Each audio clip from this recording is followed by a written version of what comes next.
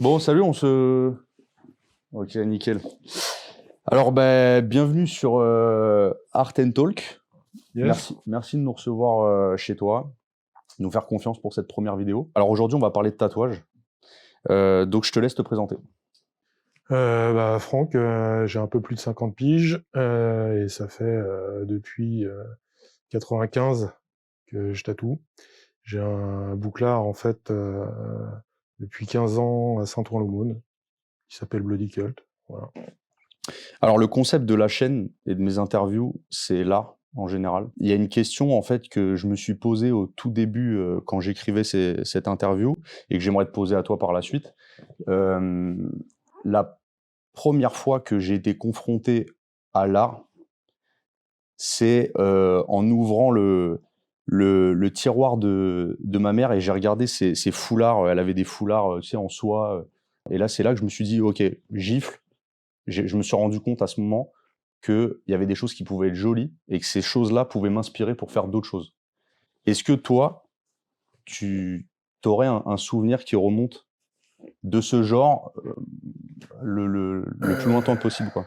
En fait, ouais, peut-être le premier truc où j'ai eu ce genre de flash, moi, c'est plus en visitant le musée à l'école, l'air de rien, quand j'étais tout petit. C'est là où j'ai vu un espèce de croquis, mais c'est assez précis. Et c'était un croquis, alors je pourrais pas te dire de qui.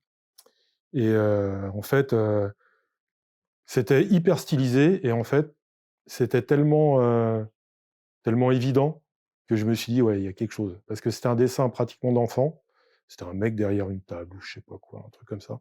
Et c'était tellement évident que tu te dis: «Ouais, si ça peut être exposé au musée», alors pas de manière péjorative, hein, je me suis pas dit ça dans ce sens-là, mais je me suis dit: «C'est tellement évident, au niveau du graphisme et au niveau de la stylisation qu'il y a quelque chose derrière». Et j'ai commencé à le reproduire et c'est peut-être ça qui m'a incité à dessiner toute ma vie. C'est que la personne qui s'occupait du musée, a fait une lettre à mes parents en disant, «Vous savez, votre enfant, ça serait peut-être bien qu'il dessine beaucoup et qu'il prenne quelques cours de dessin et tout». Et je me souviens, si j'avais 7-8 ans à tout péter. Et vu que moi, l'école, ça a jamais été trop mon truc, ça m'a un petit peu poussé quand même dans ce truc-là. J'ai vu en fait le côté gratifiant de ça et je pense que c'est ce qui m'a donné le premier coup de boost, et ce qui a D'accord. fait un petit peu le parcours que j'ai eu après. Ok, d'accord. Donc justement, en fait, tu vois, donc là, ça commence tout de suite avec l'art. Tu te dis tout de suite, ok, là, machin, tu sens une sensibilité par rapport à ça. Euh, et de la génération dont tu es, Qu'est-ce que tu veux dire par là? il y avait tout à faire dans le tatouage à cette époque-là en France. Et en fait, à quel moment tu rencontres ce milieu qui est très underground? On rappelle l'époque, genre, C'est c'est milieu 90 quoi. Ouais, j'ai commencé voilà, 94-95, un truc comme ça. voilà. Alors les shops sont pas encore ce qu'on connaît aujourd'hui. Ah non, Il y a ça c'est pas clair. d'Instagram, il y a pas tout ça. Donc comment toi tu découvres, ça? Comment Bah, t'es moi déjà, je voulais me faire tatouer depuis quelque temps quand j'ai commencé. J'avais pas eu vraiment l'opportunité, j'avais eu des contacts par rapport à ça, à l'armée et tout ça. Ça me plaisait le tatou et tout. Et du coup, je voulais avoir des tatous j'ai appris que j'avais un pote qui commençait dans le tatouage. Et c'est Rémi Guinan, qui était chez All Tattoo et que j'avais connu en fait à l'école parce que on faisait une école où on faisait du bronze d'art. Alors le bronze d'art, c'est ciselure, tout ça, restauration, création de bronze ancien, moderne et tout. Et on avait fait la même école et tout. Et quand il m'a dit ouais tiens bah moi je fais du tatou, c'est cool et tout. Alors je me suis dit ah putain trop bien, vas-y je vais me faire un tatou par mon pote. J'étais trop content. Et vas-y c'est parti. Et puis vu que à ce moment-là je commençais un petit peu tout ce qui était trop artisanal, ça commençait à me faire un peu chier parce que alors j'adorais le côté artisanal, mais par contre voilà t'es crade tout le temps. Mais quand je dis crade, le bronze c'est de la métallurgie, hein, donc tu fais des super pièces et tout, mais t'es crade et compagnie. Et du coup j'essayais de trouver un truc déjà un petit peu plus où il y avait plus de création parce que je faisais de la restauration et tout ça. Et en fait j'étais dans cette période-là. Et lui on a commencé à faire un tatou et tout. Et il m'a dit: «Ouais, toi qui cherches du taf, vu ton niveau de dessin, je crois que ça serait peut-être bien vu que le tatou ça te plaît, ça serait peut-être bien que tu fasses quelque chose et que tu lorgnes un peu de ce côté-là». Et du coup, c'est un petit peu ce qui m'a mis le pied à l'étrier au début, quoi. OK, d'accord. Et donc ton feeling à ce moment, tu découvres ça, tu es en mode, tout de suite, piqué, ou ça vient, c'est le cas de le dire, mais ça vient en progressivement, ou au début tu prends ça de manière très, lascive en mode, Ah non, moi j'ai pris ça comme limite une charge en fait. d'accord. Parce que j'étais vite dans le truc où c'est indélébile. Et du coup, je me suis mis la pression et pendant, je vais te dire, pendant au moins les 5 premières années, facile, je rêvais de tatou toutes les nuits, quoi. Et pas non, j'étais pas en mode, smile, c'est super, ouais, c'est trop cool ce que je fais et tout ça. J'ai pris ça un peu plus comme une charge, genre il faut vraiment que je fasse de mon mieux. Autant quand tu bosses sur d'autres trucs, tu fais un tableau, les gens ils aiment pas, c'est bon voilà, ils prennent pas, ils sont pas obligés d'acheter. Là, tu fais un tatou, tu sais que la personne va l'avoir à vie, c'est ses idées à elle, tu vois? Tu mets ce que tu sais et ce que tu as en toi, mais c'est quand même ses idées et tout, donc à partir de ce moment-là, ouais, moi je l'ai pris vraiment plus comme une charge. Alors, c'est vrai que ça fait peut-être pas rêver, mais la réalité pour moi, ça a été ça, très, très vite. Ça a été, Mmh. il faut que je fasse le mieux possible parce que je veux pas laisser une bouse sur les gens. Et c'est peut-être d'ailleurs ce qui caractérisait un petit peu mon époque, c'était on passait du parce que moi j'estime être dans la deuxième génération de tatoueurs entre guillemets modernes. Il y a eu vraiment les anciens avant, les Bruno de Pigalle et tout ça. Et nous on est arrivé après et il y avait vraiment ce côté où ouais, moi je l'ai pas pris comme vas-y je délire Ouais, comme ouais. ça se fait un petit peu plus maintenant. Mais à l'époque, c'était tellement underground et tout. Déjà, les shops étaient cachés. Maintenant, le shop, plus il se voit, plus c'est. Les mecs, ils ont des trucs énormes et tout. Et nous, on était dans des petites rues, dans des petits trucs et tout. C'était un petit peu. C'est vraiment pas du tout la même ambiance. Et du coup, ouais, moi, j'ai attaqué plus comme ça, quoi. OK, C'était plus OK. ça le délire. Et tu te Enfin, mon sentais, délire à moi, en tout cas. et alors à cette époque-là, donc est-ce que tu te sens, par exemple, tu vois, il y a plein de jeunes qui se lancent aujourd'hui, ils ont plus ou moins d'aide, plus ou moins de soutien des parents parce que les parents commencent à voir que, c'est un vrai métier, tu vois? À cette époque-là, déjà, tu es dans quel état d'esprit? Les parents, où ils en sont par rapport à ça déjà? Alors, mes parents, c'était pas le souci. Parce que mes parents, de toute façon, ils se sont toujours dit, de toute façon, lui, on le comprend pas. Il va faire son truc. Voilà, ils disaient, ils pensaient que j'étais une bonne personne. Bon, après, c'est mes parents, c'est normal. Mais par contre, ils se sont tout de suite dit, je te dis, ça faisait longtemps que mes parents, ils disaient, de toute façon, lui, il fera un truc artistique. J'ai toujours fait que des métiers artistiques. Donc, ça a toujours été dans ce sens-là. Donc, mes parents, il n'y a pas eu trop de soucis. Par contre, je te cache pas que même mes potes, quand je leur ai dit, ouais, bon, là, je vais faire du tatou, c'est vraiment ce que je veux faire et tout. Et mes potes, ils m'ont regardé, ils m'ont fait, mais comment tu vas faire, quoi? Tu Ouais, un appart et tout, comment tu vas vivre de ça? À l'époque, c'était vraiment strange, quoi. Tu disais que t'allais être tatoueur, les gens, ils s'ouvraient des yeux comme ça. Maintenant, limite, c'est, on va te dire, dans une soirée, quand les gens, ils savent que t'es tatoueur: «Ah ouais, toi aussi? Moi, j'ai un pote, machin». ouais, ça va vite, ouais. À l'époque, c'est genre: «Oh, tu fais du tatouage, mais attends, tu appris où? Tu appris?» Ça a toujours été les gros clichés, quoi. Dès le Ouais. départ, c'était: «Ouais, tu appris en prison». C'était vraiment tout ça direct et ouais, ça, pour ça, c'était pas tout à fait le même délire. Ouais. Et donc, le premier, donc tu nous parlais de justement de responsabilité, tu te mettais une charge, de fou, par rapport à ça, par rapport au Je me tatouage. la mets toujours, hein, Voilà, honnêtement. oui, voilà, mais C'est, voilà, c'est c'est beaucoup plus vivable, mais c'est quelque chose. voilà. Et donc justement, comment tu as abordé, comment tu as géré le fait de tatouer ton premier client? Je me suis pas trop posé les questions, quoi. J'ai eu l'opportunité de faire un client, heu, une cliente d'ailleurs dans le dos. Je me souviens, j'avais fait un scorpion avec une rose dans les pinces et justement, je l'avais fait chez Rémy et il avait été cool parce qu'il il m'avait fait faire un tatou dans le dos pour la première fois et ce qui est quand même plutôt cool parce que Le dos, comme ça, c'est tu as pas trop la pression ouais, du regard de la personne. c'est clair. C'est quand même un peu Mmh. plus cool et puis, bah, j'ai fait, ce que je pensais avoir à faire au niveau visuel et tout et puis après je suis rentré chez moi, je suis allé me coucher. Il y a un temps. Ah mais j'étais lessivé. Ouais. Après, voilà, j'ai vu des débuts de tatoueurs qui étaient plus laborieux encore que ça. Au moins, je l'ai fini. J'ai vu des tatoueurs qui finissaient même pas le Ouais. premier Kenji dans le dos de quelqu'un qui en avait rien à foutre. Donc, Ouais.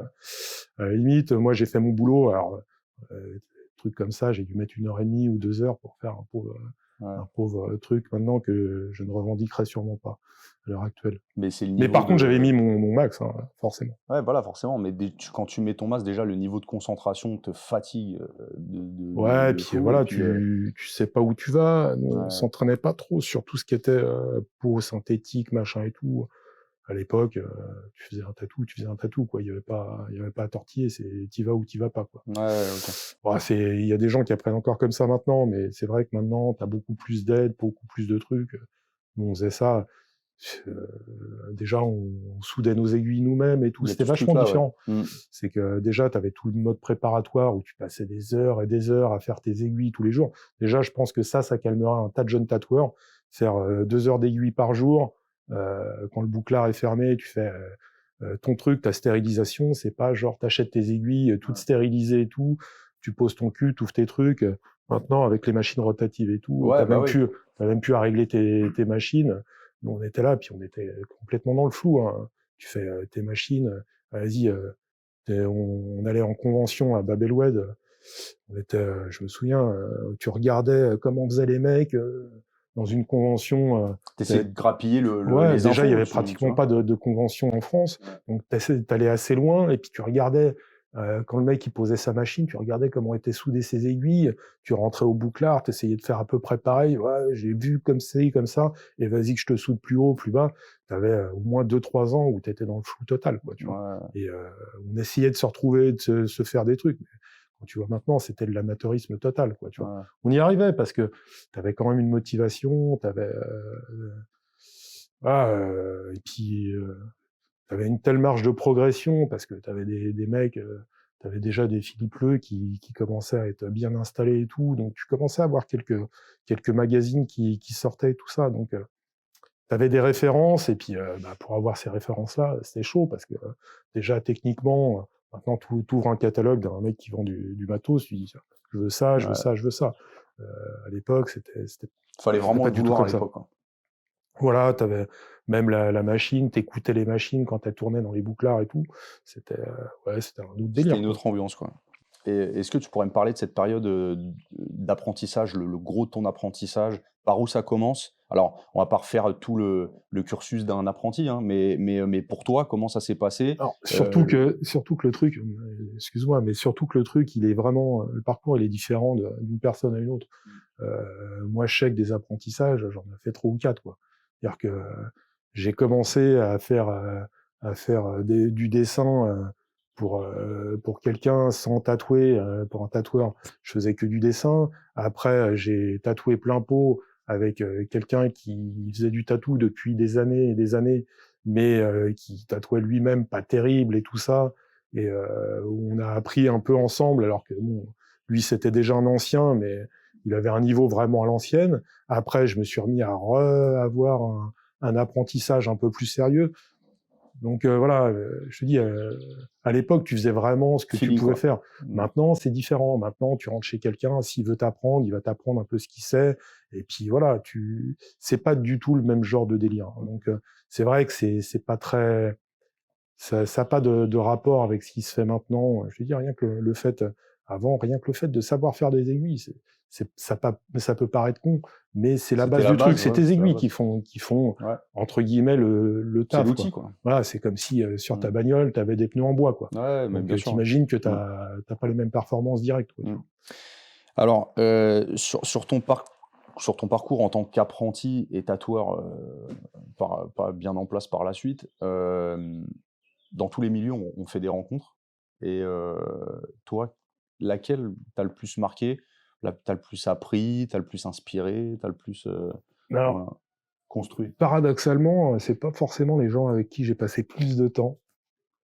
Qui m'ont forcément le plus appris. Ils m'ont appris pas mal de trucs et tout, mais il y a des fois, tu sais, il suffit de pas grand-chose pour avoir une révélation. Et moi, s'il y a quelqu'un comme ça que je vais citer par rapport à ça, c'est un tatoueur. Alors, les gens connaissent peut-être plus trop maintenant. C'est un tatoueur américain qui s'appelle Theo Jack, je sais pas si tu connais. C'est un mec qui fait du trad américain, mais il fait aussi du jap un peu à la trad américain. Enfin, bon, comme ça se faisait un petit peu avant. Et je sais que lui, il m'a appris, il m'a une fois, une soirée, alors, on discutait pas trop de tatou, et une fois, il m'a dit 2-3 trucs, et pareil. Déclic. Ouais, tu te dis, mais putain, vas-y, c'est ça. Ouais. C'est ça le tatou. Il m'a expliqué, pareil, une stylisation. Moi, je suis assez, je bloque pas mal sur les stylisations, parce que la stylisation, c'est un truc pour moi qui est vachement important. C'est le rapport entre la réalité et l'interprétation du cerveau. Et du coup, je me souviens qu'une fois, on était dans un truc en dehors d'une convention, et puis bon, moi je picole pas trop dans les conventions et tout ça. Et on discutait comme ça, il me dit ouais, on discute des vagues japonaises et des stylisations japonaises. Il me fait mais Franck, les vagues c'est ça. Il me fait tac tac tac tac. Putain. Donc en fait le truc c'est que tu te remets en question simplement parce que tu te dis je passe à côté de trucs qui sont tellement évidents que c'est là où tu te dis ouais, faut toujours se remettre en question, faut toujours essayer de voir les choses différemment, essayer de pas trop tout complexifier, il faut réfléchir beaucoup aux choses, mais après il faut vraiment épurer pour comprendre les choses, l'essence même des choses. Et je pense que cette discussion, c'est vraiment ça, c'est vraiment ça le truc. Et il y a des fois, voilà, il y a des petites choses qui vont te débloquer. Je pense vraiment que dans l'art, le truc il est là. Tu as des blocages parce que tu vas avoir des moments de progression, et il y a un truc qui va te débloquer d'un seul coup où ça va te paraître tellement évident que... Souvent, quand tu t'y attends le moins, en plus. Moi, Alors, je sais pour que moi, ouais.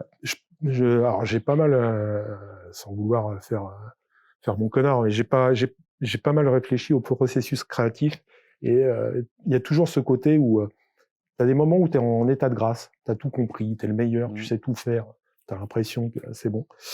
Et d'un seul coup, tu vas commencer à douter, et là, tu te dis, mais putain, tout ce que je fais, c'est de la daube.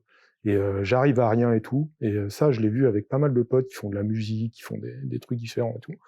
Et là, c'est parce que tu es en train de comprendre quelque chose. Tu es en train de passer un palier. L'art, c'est ça. Alors au début, tu les passes, tu mets soit beaucoup de temps entre les paliers, soit... Il y a pas trop de règles par rapport à ça, mais le processus est toujours le même. C'est état de grâce, après, tu comprends plus rien, et d'un seul coup, paf, t'as le déclic, et ça revient petit à petit, et tu trouves un état de grâce, où là, c'est à nouveau parti comme en 40, et puis voilà. Et après, redoute et tout. C'est un petit peu le problème des disciplines artistiques, c'est que du coup, c'est quand même pour ça qu'il y a beaucoup d'artistes qui pètent un peu les plombs. C'est que t'as toujours ce côté doute qui est présent, tu vois. Tu sais jamais si ce que tu fais c'est vraiment la bonne chose. Quand tu es un petit peu impliqué dans ce que tu fais, bon, à part les gens qui ont énormément d'ego, mais je pense pas que ce soit mon cas, et qui compensent justement ça en remettant leur ego en avant. Voilà, quand t'es pas trop comme ça, c'est vrai que t'as toujours ce côté-là qui est présent. T'as toujours un doute, et à la limite, c'est même ça qui est pas mal, quoi. Je voudrais savoir si tu puises ton inspiration dans des choses précises, ou si elles te viennent juste en ayant une vie normale, quoi. Ça peut dépendre de chacun. Ouais, ça, en fait, c'est tout est source d'inspiration, quoi.